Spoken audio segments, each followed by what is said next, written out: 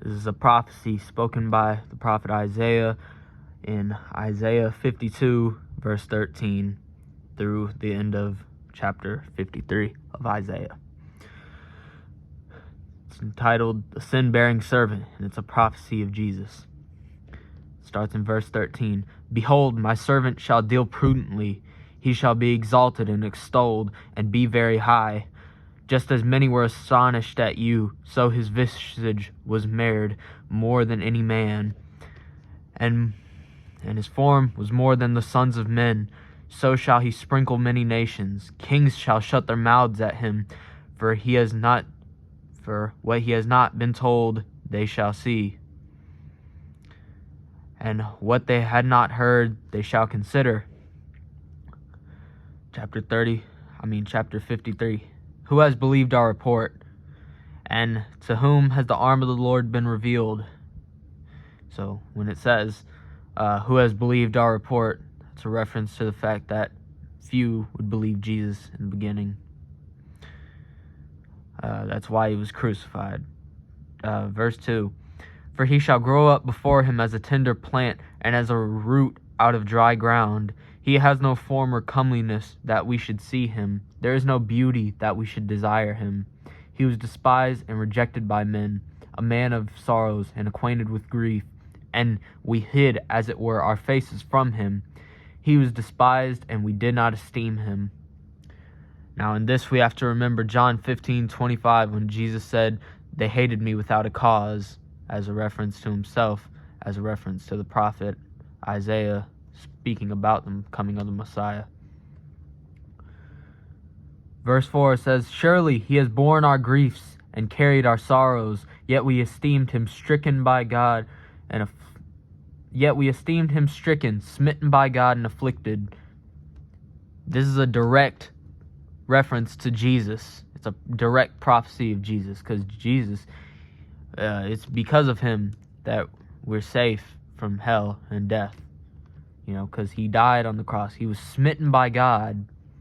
And it's important to acknowledge that he wasn't just smitten by the people who crucified him. He was smitten by God, because Deuteronomy 21:23 says, a hanged man is cursed by God. That is, a man who hangs on a tree is cursed by God. And that's a reference to this verse where it says, smitten by God and afflicted.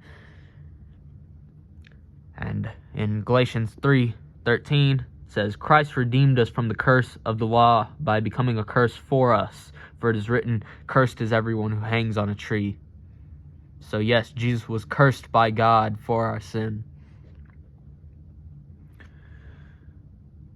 I'm going to just read over that last verse. Surely he has bore our griefs and carried our sorrows, yet we esteemed him stricken, smitten by God, and afflicted.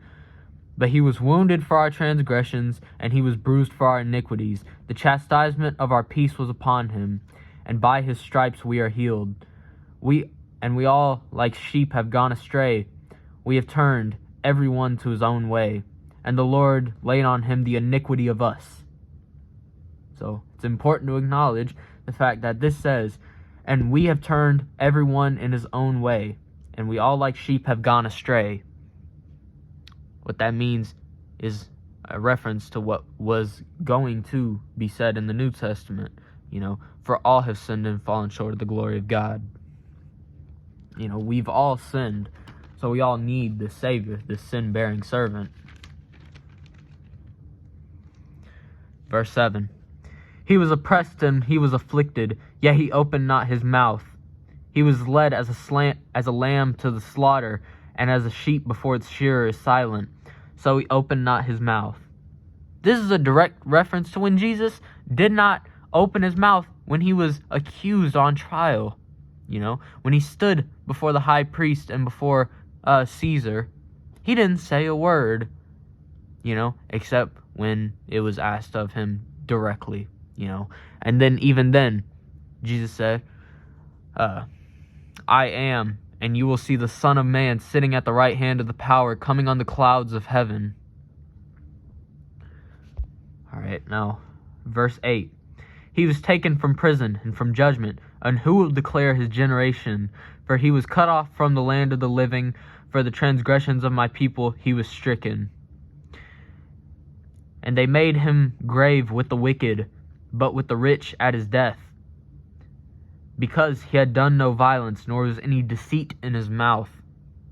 Those last two lines, when it says, because he had done no violence, nor was any deceit in his mouth. That's a reference to how Jesus never sinned. Jesus, he was the only perfect man to ever exist, to ever live a life, because God cannot be tempted to where he would act on that temptation, because God is sinless.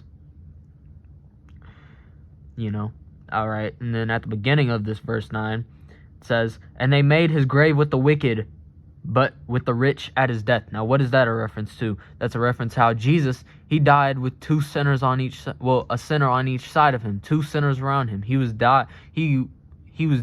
died in the manner how a criminal would die, with criminals, a thief and a murderer.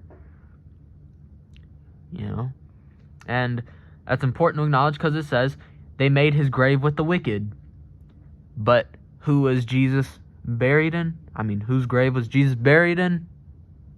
A rich man's grave, Joseph, his grave. So they made his grave with the wicked, but with the rich at his death. All right, verse 10. Yet it pleased the Lord to bruise him. He had put him to grief. You shall make his soul an offering for sin. He shall see his seed, he says. He shall prolong his days.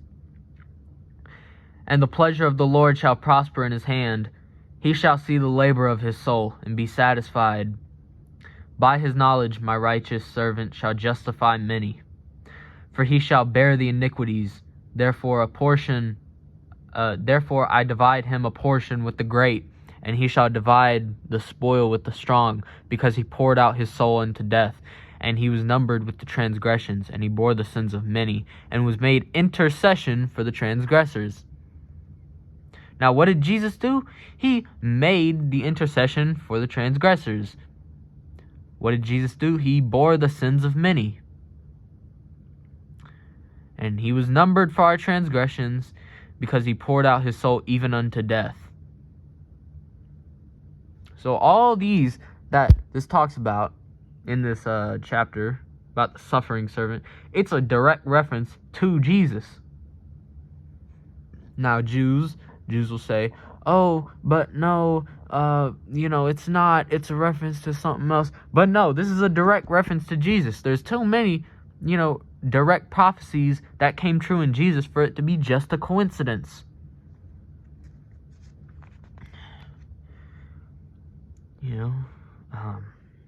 Yeah, but you should really do some more research on this sort of stuff, because it's interesting. God bless.